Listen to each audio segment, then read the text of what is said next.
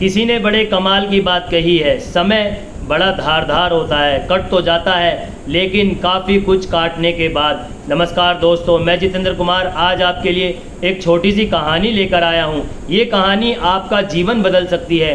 ये कहानी एक बुजुर्ग व्यक्ति की है, काफ़ी समय पुरानी है। बुजुर्ग व्यक्ति के पास एक सोने की थाली थी, जिस थाली को वो संदूक के अंदर कपड़ों के नीचे छुपा के रखते थे। उस थाली के बारे में उन्होंने अपने घर में किसी को नहीं बता रखा था, केवल उनकी पत्नी को पता था, जिनका भी काफ़ी समय पहले स्वर्गवास हो गया था। उस थाली को बुजुर्ग व्यक्ति ने इसलिए रख रखा था, किसी खास मौके के लिए, किसी खास मेहमान के लिए। कोई खास मेहमान मेरे घर आएगा तो उस सोने की थाली में उसे भोजन कराऊंगा।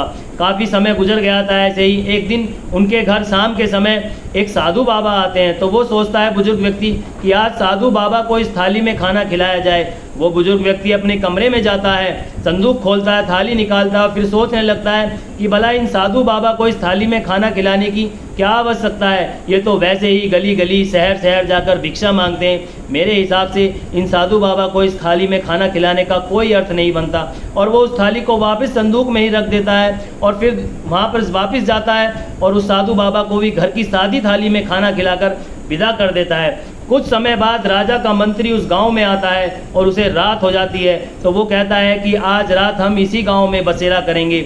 और गांव के आसपास के लोग आते हैं और सभी कहते हैं कि आप इन बुजुर्ग व्यक्ति के घर पर ठहरिए, इनकी इस गांव में काफ़ी इज्जत है। वो बुजुर्ग व्यक्ति सोचते हैं कि आज मुझे ये मौका मिल गया है कि मैं अपने स्पेशल मेहमान को अपने सोने की थाली में खाना खिला सकता हूँ। तब वो बुजुर्ग व्यक्ति फिर अपने कमरे में जाते हैं और संदूक खोलते हैं और सोने की थाली निकालते हैं और फिर सोचने लगते हैं कि यदि खाना ही खिलाना है तो राजा के मंत्री को क्यों खिलाऊं, राजा को ही क्यों ना खिलाऊं। जब कभी राजा आएगा तब मैं उसको इस सोने की थाली में खाना खिलाऊंगा, मंत्री को नहीं। और फिर उस सोने की थाली को संदूक में रखकर संदूक बंद कर वापसी आ जाते हैं और मंत्री को भी घर की सादी ही थाली में खाना खिलाकर विदा कर देते हैं। कुछ समय बाद ऐसा होता है, शायद उसकी बुजुर्ग व्यक्ति की मनोकामना पूर्ण होती है। उस गांव में राजा आता है और राजा का आने के पीछे कुछ कारण होता है। कारण ये होता है कि राजा अपने पड़ोसी राज्य से युद्ध हार चुका होता है। राजा अपनी सेना एकत्रित कर रहा होता है, सभी को समझा रहा होता है। तो राजा गांव में खड़ा होकर भाषण देता है कि कठिन समय है, हमें ये सबको एकत्र रहना होगा,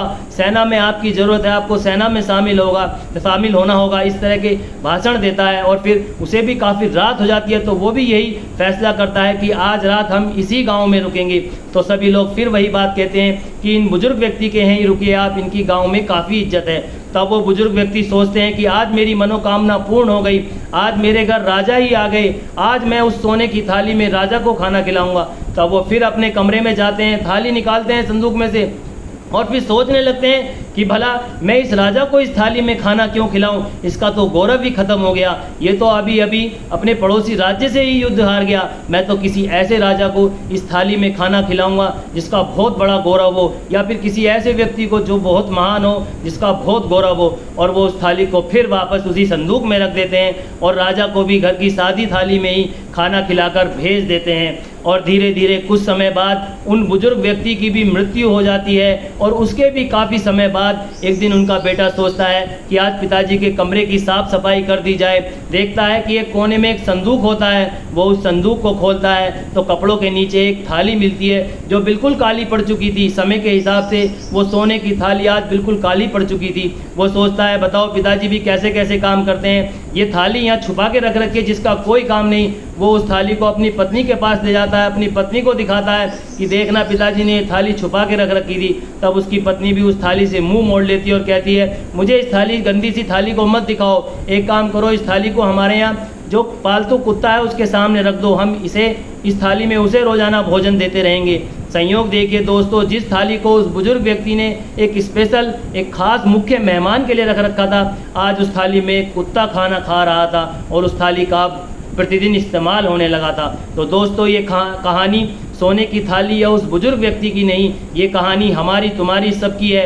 हम कई बार अपने एफर्ट को इस्तेमाल ही नहीं कर पाते, अपनी काबिलियत को हम कई बार इस्तेमाल ही नहीं कर पाते। सोचते हैं आज करेंगे, कल करेंगे, परसों करेंगे, या कोई हमें मौका मिले तब करेंगे, ऐसा हो जाए तो हम तब करेंगे, वैसा हो जाए तो हम तब करेंगे। लेकिन ऐसा नहीं है, ज़िंदगी ज़्यादा छोटी नहीं है, लेकिन हम जीना ही देर से स्टार्ट करते हैं। इस वजह से हम कई बार पीछे रह जाते हैं। हमें आज से ही अपने जीवन को सुधारने की कोशिश करनी चाहिए। आज से ही हमें अपने जीवन को सुधारना चाहिए ताकि हम आगे चल के भविष्य में बहुत अच्छे बन सकें, ना कि किसी मौके का इंतज़ार करना चाहिए। तो दोस्तों, यदि आपको ये हमारी कहानी अच्छी लगी हो तो हमारी वीडियो को शेयर करें, लाइक करें और हमारे चैनल को सब्सक्राइब करें। मिलते हैं आपसे एक नई वीडियो में नई कहानी के साथ। तब तक के लिए नमस्कार, जय हिंद।